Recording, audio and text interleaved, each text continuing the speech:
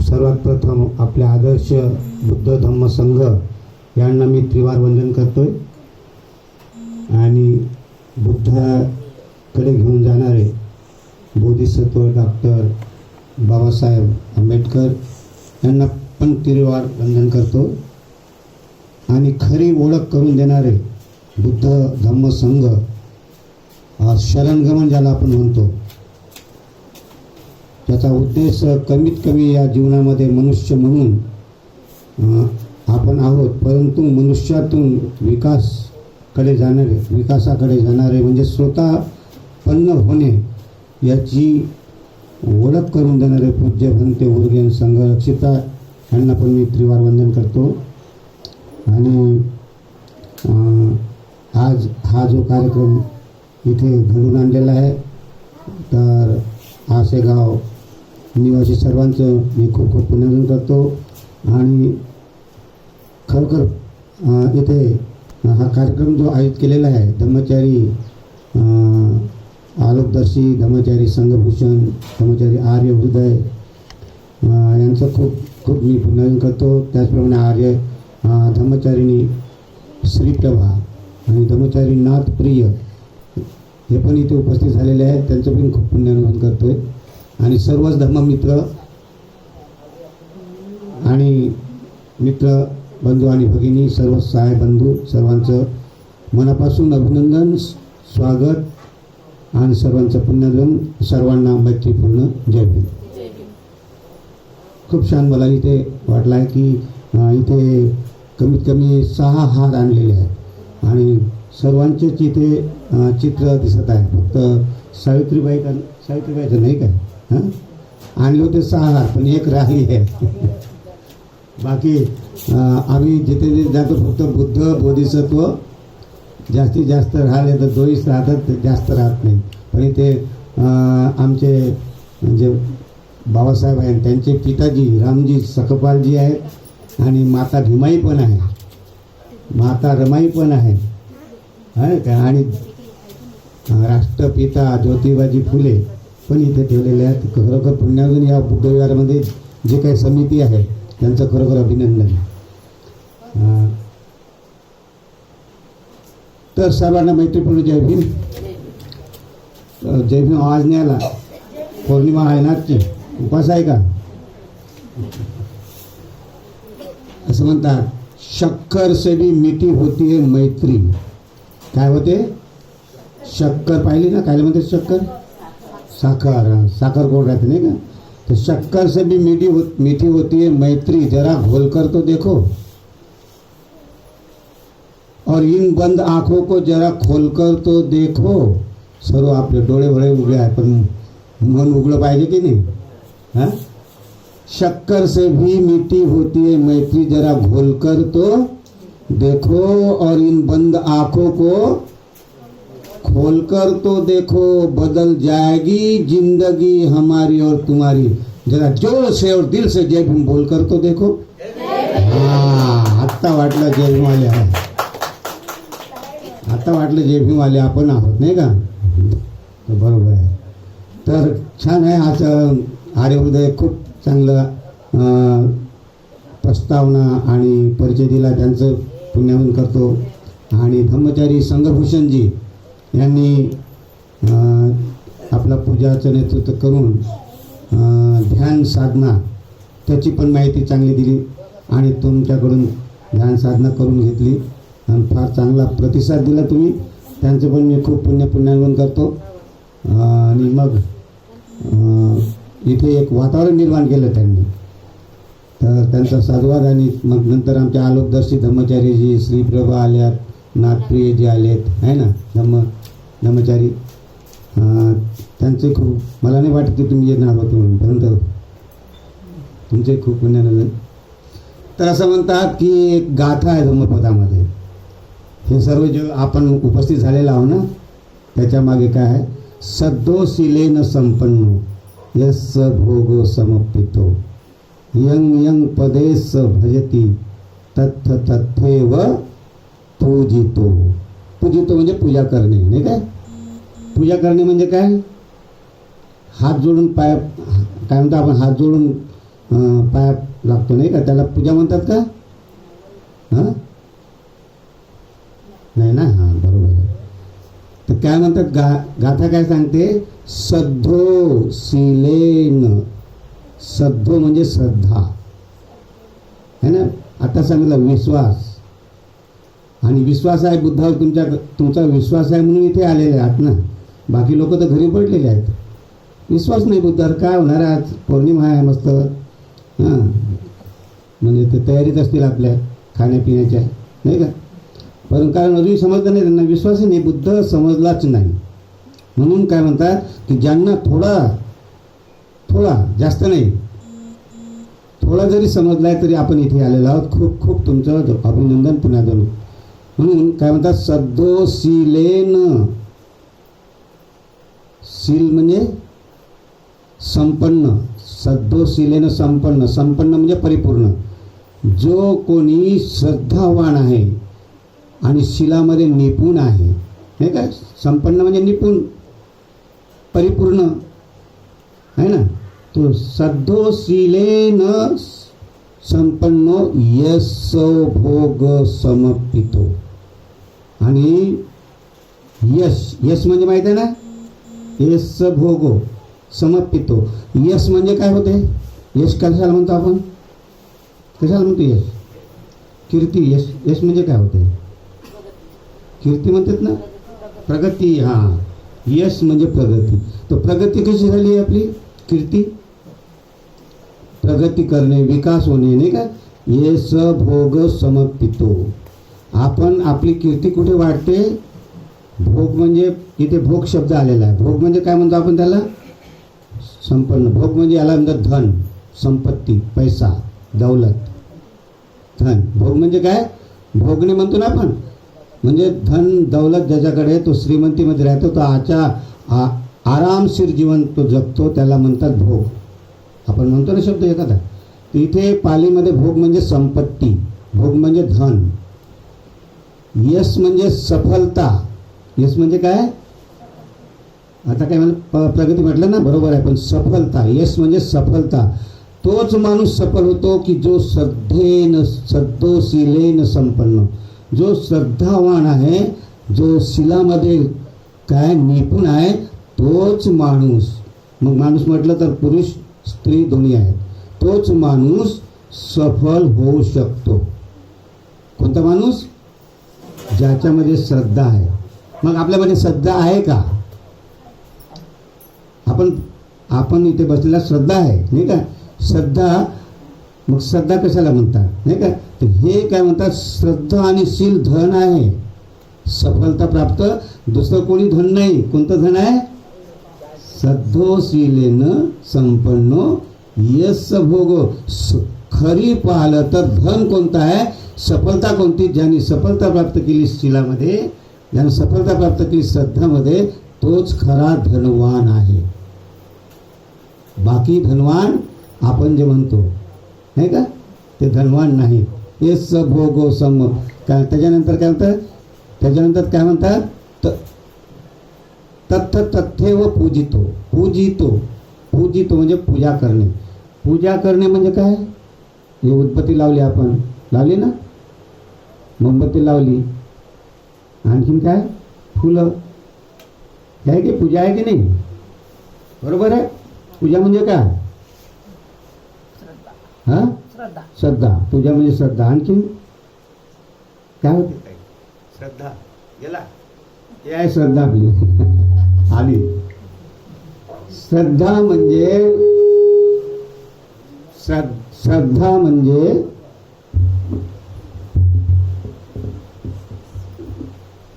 सत्कार करणे, आदर सत्कार करणे, सन्मान करणे. पूजा करणे नाही. पूजा म्हणजे काय आहे, पूजा म्हणजे काय, सत्कार करणे, आदर सत्कार करणे, सन्मान करणे. पूजाचा अर्थ पूजाच पूजनीयानं म्हणतो ना आपण. म्हणजे काय करतो, पूजा करणं म्हणजे काही आपण फूल मोमबत्ती उदबत्ती दिली तर हे पूजा करतो, हे पूजा नाही. सत्कार, आदर सत्कार करायचा. आता तुम्ही सर्वांचा सत्कार केला की नाही, सन्मान केला की नाही. तर पण जे सत्कार करणे योग्य आहे त्याचं पूजाचं पूजनीयानं जे खरोखरच सन्मानलायक आहे त्यांची पूजा करणे श्रेष्ठ आहे असं म्हणतो. इथे काय तेच म्हणते तथ्थ तथ्यव यंग यंग पदेस भजती. त्याच्या आधी शब्द काय young young young young Pradesh Pradesh भजती तथ्थ तथ्येव पूजितो. तर काय म्हणते पहिली लाईन जे सांगितली आपण की जो श्रद्धावान आहे जो शीलवान आहे यांनी याच्यामध्ये सफलता प्राप्त करून हे धन ज्यांनी प्राप्त केलेल्या श्रद्धा आणि शील त्या माणसाची यंग यंग जिथे तिथे कोणत्याही प्रदेशात जाओ मग या देशामध्ये असो किंवा दुसऱ्या देशामध्ये जाओ कोणत्याही पलीकडल्या देशामध्ये जाओ समुद्राच्या पलीकडे कोणताही मग अमेरिका असो जपान असो श्रीलंका असो ब्रह्मदेश हा माणूस जिथे कुठे जातो यहाँ यंग यंग यंग यंग पदेश पदेश म्हणजे प्रदेश प्रदेश म्हणजे कोणताही प्रदेश हा प्रदेश असो किंवा विदेश असो जिथे कुठे जातो त्या माणसाची तंग तंग काय पूजतो म्हणजे तथ्य तथ्य पूजतो म्हणजे त्याची पूजा म्हणजे त्याचा आदर सत्कार सन्मान कुठेही जाऊ द्या त्याचा सत्कार होतोय की नाही. कोणाच्या श्रद्धा श्रद्धाशील संपन्न असला माणूस तर नाही का. आणि भजती भजती शब्द आला ना काय म्हणते यंग यंग पदेश भजती भजती शब्द भज भज भजने भजन शब्द आला आहे त्याच्यामधून भज ही धातू आहे पालीमध्ये भज म्हणजे काय म्हणतो आपण लगाव चिपकाव स्नेह आहे ना म्हणजे आपलं आपणत्व ज्याला आपण म्हणतो आहे ना. भज म्हणजे आपण त्याला थोडा आदर सत्कार करणं त्याचा. तर जिथे कुठे असा माणूस गेला त्याचा सर्वत्र जय जयकार होतो नाही का. मग आता बघा आपण बुद्ध 2500च्या वर झाले वर्ष नाही का. मग त्याची पूजा होत आहे की नाही. कुठे कुठे होत आहे सर्वत्र विश्वामध्ये. असा कोणताही विश्वातला कोणताही असा देश नाही प्रदेश नाही की बुद्धाची पूजा करत नाही म्हणजे बुद्धाला आदर सत्कार सन्मान होत नाही असा कोणताही देश नाही कोणताही प्रदेश नाही. मग असे पुष्कळसे झाले. आता बाबासाहेब आहे बाबासाहेबांचा आदर सत्कार होतंय की नाही. बाबासाहेबाला घ्या ना कुठे आज अमेरिकामध्ये बाबासाहेबांचा पुतळा लागलेला आहे. जे विद्यापीठ म्हणतात जिथे ज्या बाबासाहेबांनी शिक्षण घेतलेलं आहे तिथे त्या विद्यापीठाच्या बाहेर लिहून ठेवलेलं आहे शिंबा काय म्हणते सर्वात मोठी उपाधी म्हणून बाबासाहेबांची. तिथे त्यांचे सत्कार आदर सत्कार म्हणून त्याचा मोठा पुतळा बनवून तिथे भिंतीवर मोठ्या अक्षरात स्वर्ण अक्षरामध्ये लिहून ठेवलेला आहे बाबासाहेबांच्या प्रती. हा काय आहे किती किती सत्कार आहे बाबासाहेबांचा. हां भारतामधले थोडे आलोचक आहेत आपले भारतामधले जे आहेत ते गोष्ट वेगळी. भारतामध्ये आपणच बाबासाहेबाला एवढं महत्त्व देत नाही. आपण असून ज्याला आपण बौद्ध म्हणतो दुसऱ्याची सोडा. हां फक्त एखाद्या दिवशी जी आंबेडकर जयंती येते किंवा बुद्ध जयंती आली की त्यांना आठवून येतं आपल्याला आणि ते कसे आठवतो आपल्याला माहीत आहे. आपली श्रद्धाच नाही ना बाबासाहेबाबद्दल. जेवढं काही दिलेलं आहे आपल्याला आता यांनीच सांगितलं आहे ना.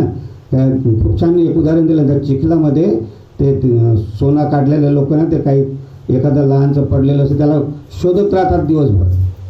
हां आपल्या मनात खूप छान उदाहरण दिलं त्यांनी. तर आपलं असं आहे आपली श्रद्धाच नाही म्हणून म्हटलं आहे श्रद्धा आपण इथे बसलेला आहोत. श्रद्धा आहे का बघा ना आपण आपली श्रद्धा आम्ही धर्मचारी पण आहोत. श्रद्धा हा शब्द लहान नाही खूप मोठा आहे. जर आपण पाहिलं आपण शंकामध्ये असतो आपण विचिकित्सामध्ये असतो. जसं जसं वर जातो ना आपण तर आपल्याला वाटतं की आपल्याला खूप आपण शंका कुशंकामध्ये जास्त असतो. ज्याला आपण म्हणतो कुशंका.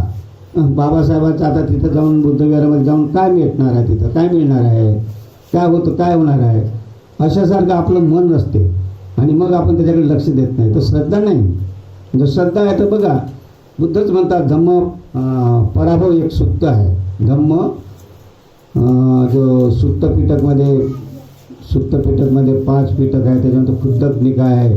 त्या खुद्दक निकायामध्ये आणखीन 15 ग्रंथ आहेत. त्याच्यामध्ये एक सुत्त निपात ग्रंथ आहे आणि त्या ग्रंथामध्ये सांगितलं बुद्ध म्हणतात पराभव सुत्त म्हणून आहे.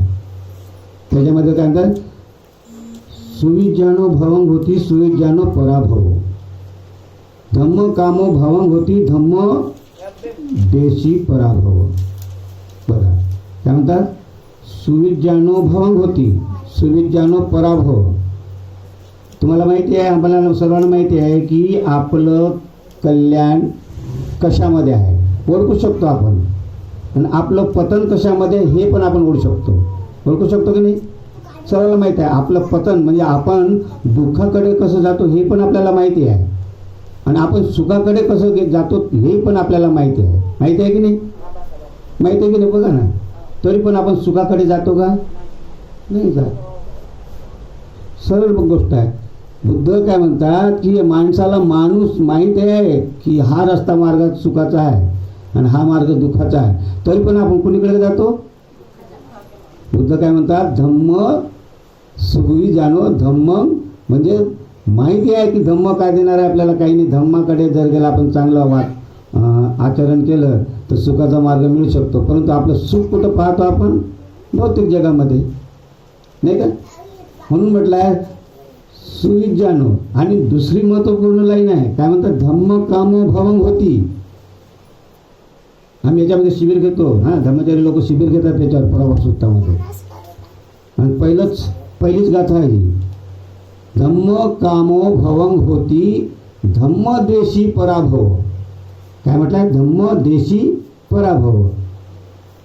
धम्म काम म्हणजे काय, धम्मावर प्रेम करणारे आहे ना, धम्मावर प्रेम करणारे आणि धम्माचा द्वेष करणारे. धम्माचा द्वेष कोण कोण करतोय,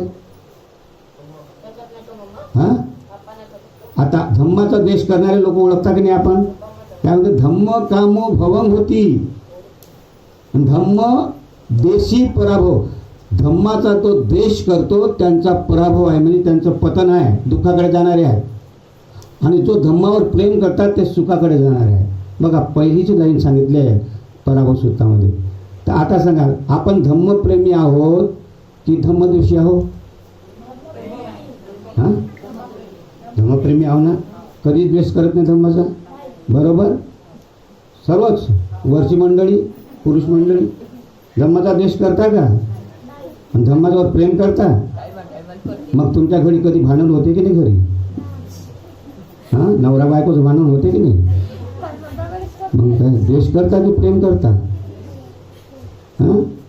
आपल्याला काय आहे की माहिती असते काय, भांडण करणं म्हणजे तो आपण घरी भांडण करतो आहे ना, म्हणजे 5 गोष्टी होतात आपल्या घरी. कोणत्या, हिंसा करणे, चोरी करणे, व्यभिचार करणे, खोटे बोलणे आहे की नाही, आणि त्याच्यानंतर नशापान करणे. आजचा दिवस आहे मस्त नशापान करायचा आहे ना, तर नशापान करणे. ह्या 5 बाबी आहे, याच्यामध्ये आपण सापडलो आहे कुठेतरी, आहो क्या. जर आपण नाही तर धम्माच्यासाठी प्रेम करत आहोत, आपण धम्मप्रेमी आहो. आणि जर आपण या 5 गोष्टीमध्ये जर आपण फसलेले आहोत तर आपण द्वेष करत आहोत कोणाचा. मग आपल्याला तपासून घ्या. बुद्धानं अशी शिकवण नाही दिली, थोडासाच अर्थ नाही त्याच्यामध्ये आणखी नाही सांगितलं नाही. कठोर बोलणं, जो कठोर बोलतो तो धम्माचा द्वेष करतो. जो चुगली चहाडी निंदा करतो तो धम्माचा, जो अज्ञानात गोष्टी करतो, अज्ञानाच्या गोष्टी करतो म्हणजे तोही धम्माचा द्वेष करतो. मग आपल्याला तपासून घ्या. मग आपण श्रद्धावान आहो का. म्हणून बुद्धाने म्हटलं, सद्दोशीलेन संपन्नो येस भोगो समपितो यंग यंग पदेस भजती तत्व तथ्येव पूजितो. तोच माणूस पूजला जातो की जो धम्मावर ज्याची श्रद्धा आहे आणि जो शिलाचं पालन करतो. बघा इतका मोठा. तर धन काय आहे, आता धन म्हटलं ना, तर धन काय म्हटलं ते 7 प्रकारचे धन आहेत. किती प्रकारचे, 7. तर पहिलं धन आहे श्रद्धा धन. धन म्हणजे संपत्ती म्हणतो ना, हे संपत्ती नाही, हे येते आणि जाते. राहते का आपल्याकडे, किती कबाल कष्टी करा, कोणी कलेक्टर असतील, कमिशनर असतील, किती जमीन असेल त्यांच्याकडे, श्रीमंत म्हणतो आपण, हे धन नाही आहे. धन बुद्धानं सांगितलं 7 प्रकारचं धन जो प्राप्त करतो तोच या जगामध्ये श्रेष्ठ आहे. बाबासाहेबांनी हे धन कमावलेलं आहे. जेवढे काही बोधिसत्व झाले त्यांनी हे धन कमावलेलं आहे.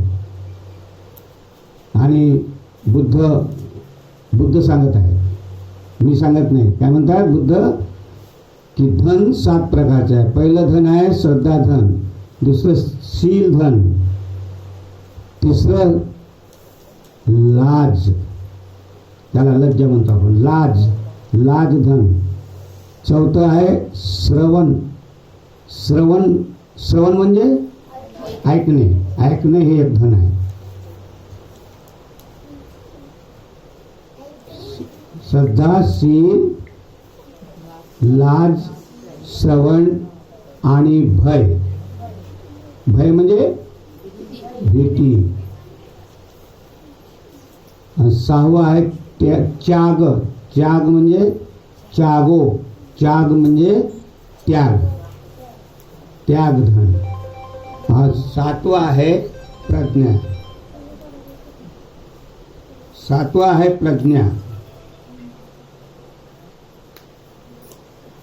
या 7 प्रकारचे धन आहेत. हे धन आपल्याला प्राप्त करायचं आहे. तर पहिलं धन आहे श्रद्धा धन. श्रद्धा ये तरती ओघम, बुद्ध म्हणतात. पण श्रद्धा आपल्याकडे नाही. आपल्यामध्ये का श्रद्धा नाही की आपण कुशंकामध्ये असतो, आपण शंकित असतो. आणि खरोखर शंका आहे की नाही आपल्याला पाहायला पाहिजे. कधी आपण म्हणतो की आपली श्रद्धा आहे बुद्धावर, श्रद्धा बुद्धावर आहे असं म्हणतो आपण. तर श्रद्धाचे प्रकार आहेत काही. त्याच्यामध्ये एक प्रकार आहे बौद्धिक श्रद्धा म्हणतो आपण त्याला. काय म्हणतात? बौद्धिक श्रद्धा. आता बौद्धिक श्रद्धा म्हणजे काय? बौद्धिक श्रद्धा कशाला म्हणतात? म्हणजेच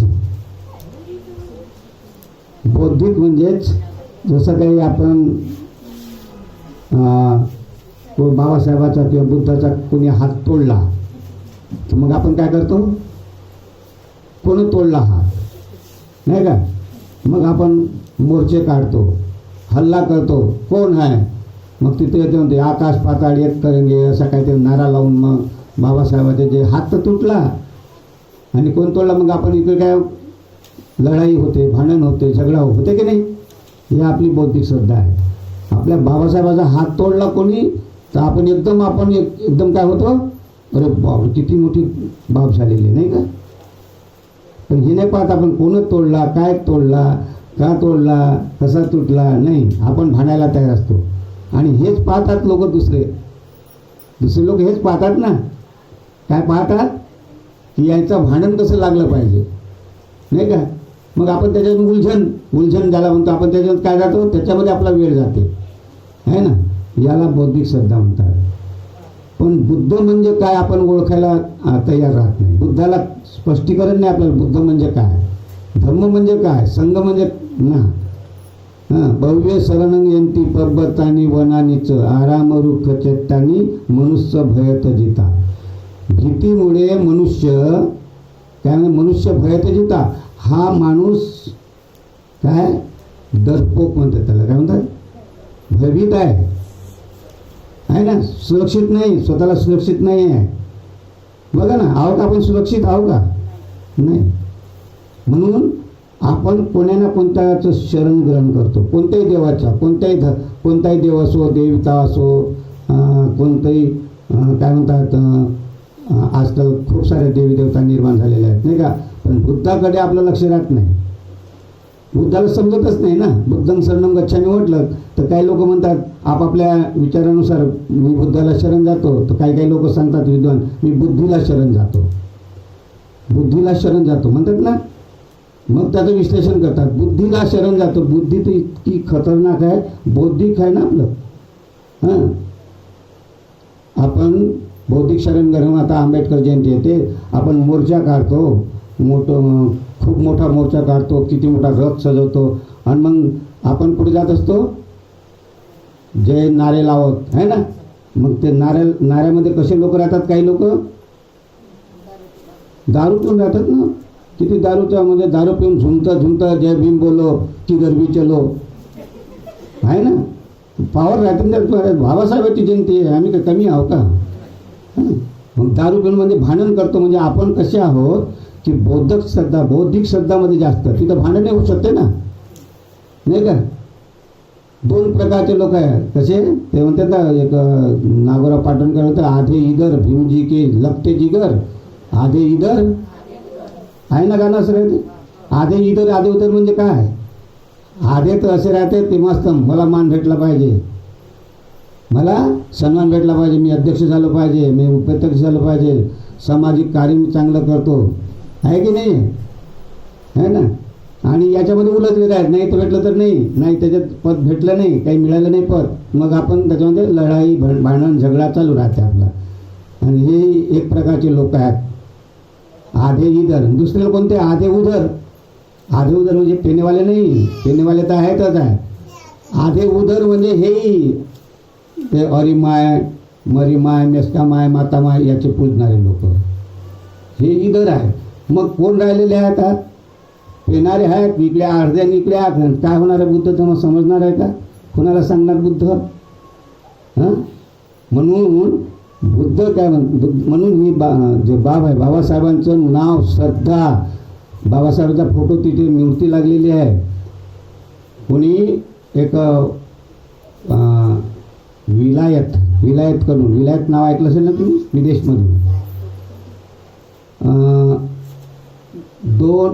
एक सेक्रेटरी, काय सेक्रेटरी म्हणतात ना, तिथला सेक्रेटरी आला होता इथे भारतामध्ये, आणि प्रधानमंत्री त्याचं स्वागत करत आहे.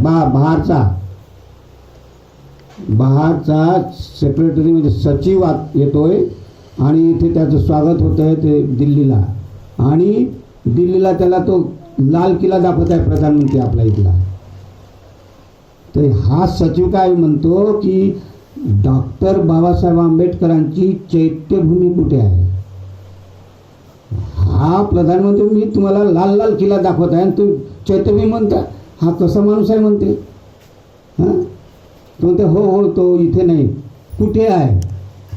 तो म्हणते तो आहे मुंबईला. चला आम्हाला मुंबईला दाखवा.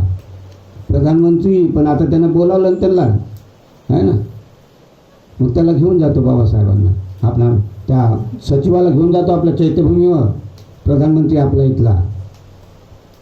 आणि मग तो चैत्यभूमीवर जाऊन तिथली माती अशी उकळून, ती माती नाही सिमेंटच आहे ना, त्या बाजूला असं उकळून असं इतकं जमा करून आपल्या पुढी बाजून आपल्या बॅगमध्ये ठेवतो. तो पत्रकार असतात. ते हे काय करत आहे म्हणून तुम्ही काय करताय? ते हे बाबासाहेबांची माती आहे, हे बुद्धाची माती आहे, हे बोधिसत्वाची माती आहे. ही माती आम्ही आमच्या देशामध्ये घेऊन जाऊन तिथे याच्यावर आम्ही स्तूप बनवणार आहे, चैत्यभूमी बनवणार आहे. बघा त्यांची श्रद्धा. याला म्हणतात तथ्येय पूजितो. इतक्या दूरून तो आला, लाल किल्ला दाखवायला म्हणते हे नका दाखवू, मला बाबासाहेबांची चैत्यभूमी दाखवा. आणि आपण भारतामधले बौद्ध आहोत, आपल्याला कधी अशी श्रद्धा आहे का आपली? तुम्ही बघा, बुद्धगया जातात लोक, बाहेरच्या देशातील लोक येतात तिथे, जपान असो, ब्रह्मदेश असो, किती लोक येतात बाहेरचे. तुम्ही जर पाहाल तिथे थोडं उभं राहा तुम्ही.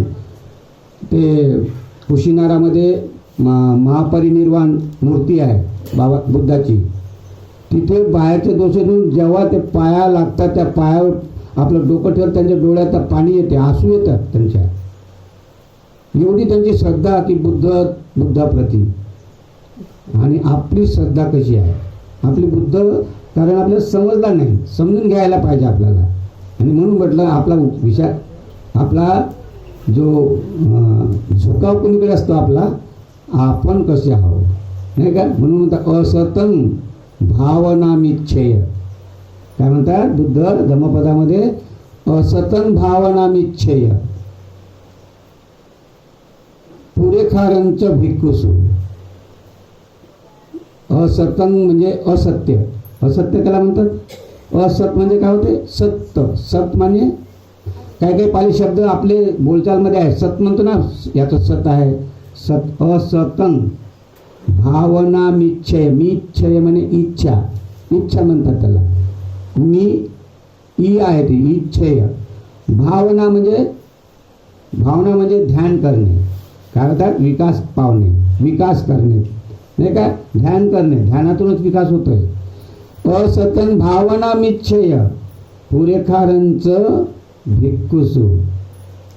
आता बुद्धाने त्या काळी काय सांगितलं, आजचे भिक्षू आपण आहोत. आपण उपासक म्हणतो ना, आपल्याला म्हणतात ना आपण उपासक आहो ना, बौद्धाचे कोण आहो आपण, उपासक म्हणतो. म्हणजे आपण बुद्धाचे बाबासाहेबाचे अनुयायी, बुद्धाचे उपासक आपण स्वतःला म्हणून घेतो. त्यावेळेस भिक्षू होते जास्त, आता भिक्षू म्हणजे आपण आहोत, सांसारिक भिक्षू नाही का. तर काय काय म्हणतात, असतंग भावना मिच्छेय पुरेखारंच भिक्खुसु ममेव. काय म्हणतात म्हणजे इथे जो भिक्षू म्हटलेला आहे, तर असं समजू नका भिक्षू जे जीव धारण करतात ते भिक्षूच आहेत, नाही, ते सर्वासाठी आहे, आपल्यासाठी लागू आहे ते.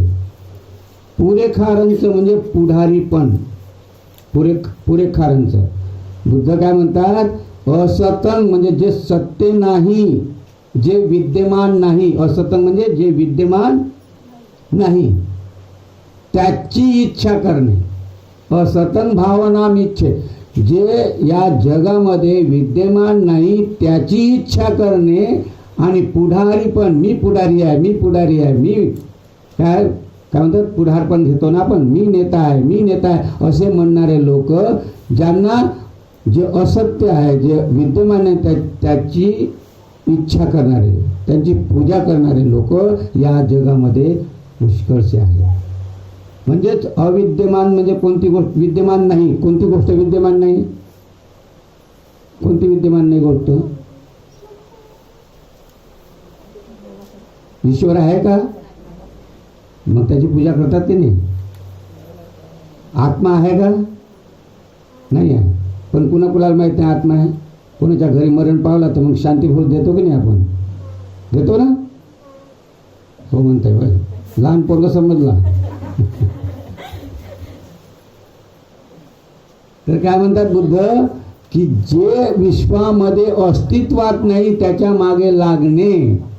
आणि पुढारी पण, मी पुढारी आहे, माझ्यामुळं आहे सर्व काही, मी केलेलं आहे पुढारी पण है ना. ममेव कथमयंतु, ममेव कथमयंतु दिही पब्बजिता उभो. काय म्हणतात, ममेव ममेव म्हणजे मी आहे, मी सर्व मोठा आहे. घरामध्ये कोणाचा अधिकार असतो घरी, पुरुषाचा नाही का, पत्नीचा राहते काय, चुकीचा आहे, पत्नीचा जास्त राहते घरी. बघा ना, तुम्हाला असं वाटत असेल पत्नीचा जास्त अधिकार राहते, बाहेर लागते, बाहेरचे कोणी गेले त्याच्यासमोर येता राहते, पाहत हा मी पती आहे की नाही. आणि त्या बाई मांडतात, पण चाल बाबू तिला घरी मग सांगतो कोण आहे. आहे की नाही, मी आहे, मी म्हणजे पत्नीला वाटते मी आहे, पतीला वाटते दोघंही बरोबर आहे. असं नका समजू की पती कमी आहे. जर तुमच्या घरी कोणी पाहुणे आले नाही का, घरी पाहुणे आले तर पुरुष काय म्हणते, अगं घरी पाहुणे आले जरा चाय मांड, तिथून आदत येतो, तो जात नाही, तिथे पावर दाखवतो मी आहे ना. आणि पत्नीचा अधिकार हे आणा ते आणा, असं करा तसं करा, होते की नाही असं. बघ तुमचं असं पता नाही, पण माझं तसं आहे. आपलं सांगतो, एक वेळा बाजारला पाठवलं होतं मला सब्जी भाजी आणण्यासाठी, सब्जी भाजी म्हणतो ना आपण, भाजीपाला आणण्यासाठी जा म्हटलं. पत्नीनं झोरा आपला बॅग दिला आणि जा म्हणे भाजी. इतवार दिवस होता, रविवारी गेलो. रस्त्यानं काय आहे, तिथे एक भागवत चालू होतं, ते भागवत चालत आहे ना, थोडं काय आहे वाजत होतं, थोडंसं गाणं वगैरे ते चालू होतं त्यांचं. थोडं उभा राहिलो तिथे जाऊन, आणि त्या मग भागवत पुजारी तिथे पाहत होता आपल्या सर्व लोकांना. तर काय म्हणजे कुणाला स्वर्गात जायचा हात वर करा, सर्वांनी हात वर केला. आता मी गेलो तिथे उभा राहिलो, मी काय हात करतो वर, आपल्याला स्वर्गात थोडं जायचं आहे. सर्वांनी हात वर केला. आम्ही आपलं बसलं त्या खंब्याला थोडासा असा टेकून असा उभा, माझ्याकडे पाहतो, अरे हा हात वर काढून पुजारी पुन्हा म्हणतो ज्यांना ज्यांना स्वर्गामध्ये जायचं आहे त्यांनी हात वर करा. दुसऱ्यांनी हात केलं. तिसऱ्या मला काय म्हणते, ए बाबू तुला स्वर्गात पण जायचं नाही का? म्हटलं नाही. म्हणजे का? माझ्या बायकोने म्हटलं सीधा भाजीपाला घेऊन घरी घेऊन जा, इकडे ते जाऊन तर टांगा तोडून टाकली. मला नाही जायचं स्वर्गात. एवढी भीती राहते पत्नीची. आता तुमचं वेगळं असेल, परंतु सांगतो अधिकार दोघाचा आहे. म्हणून काय म्हणतात, ममेव कथमयंतु. बुद्धाचे शब्द आहे का? ममेव कथमयंतु म्हणजे मी आहे, मी श्रेष्ठ आहे. सर्वाला वाटते, स्वतःला वाटते नाही, सर्व पती असो पत्नी असो सर्वांना वाटते की मी मोठा आहे ना. ममेव कथमयंतु ममेव कथमयंतु म्हणजे जे काही मी करतो ते मी करतो, तुम्ही करत नाही. तर काय म्हणतात, गेही पब्ब जिता उभो. मग तो ग्रस्ती जीवनवाला असो किंवा संसार सोडून भिक्षू झाला असो, या दोघाला मीच बनवलेले आहे. माझाच हात आहे, याला मी तयार केला आहे, याला मी ग्रस्ती जीवन शिकवलं आहे, याला मी संन्यास घेऊन दिलेला आहे, म्हणजे याला मी भिक्षू बनवला आहे. माझ्यामुळं हा भिक्षू झाला, माझ्यामुळं हा संन्यासी झाला. अशासारखं स्वतःवर काही लोक राहतात ना का, अरे माझ्यामुळे याचं घर सुधारलं म्हणतो की नाही आपण. मग याच्यामुळं म्हणजे आपण दुसऱ्या आपल्याकडे ते पाहत नाही, आपण दुसऱ्याला सांगतो की माझ्यामुळं हा तयार झाला आहे ना, माझ्यामुळे हे घर चालते. पतीला वाटते माझ्यामुळे हे घर चालते, पतीला वाटते माझ्यामुळे हे घर चालते. ममेव कथमयंतु ममेव अतिवासा. अतिवास म्हणजे अधीन होणे, गुलाम होणे, एक दुसऱ्याचे गुलाम आहो की नाही. आपण एक दुसऱ्याचे गुलाम आहोत. म्हणजे या संसारामध्ये आपण गुलामी पत्करलेले आहे. कारण कोणाचे गुलाम आहोत? ममेव अतिवासा असु किच्चा किच्चेसु किसमिसी. जे काही आहे इथे या संसारामध्ये हे मनाचे गुलाम आहोत. कोणाचे गुलाम आहोत आपण? मनाचे. सर्व मनाचे गुलाम आहोत. बघा आपलं मन नाही का. आणि म्हणून आपण मनाचे गुलाम आहोत. त्याच्यावर वर उठण्याचा प्रयत्न कधी करू आपण? कधी करणार आहोत? कधी?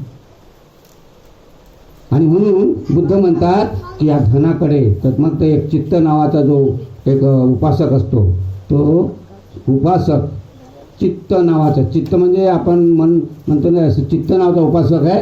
तो चित्त नावाच्या उपासकाला बुद्ध सांगतात, जरी तू पुढे गेलेला आहे उपासक, तरी पण आपण मनाचे गुलाम आहोत नाही का.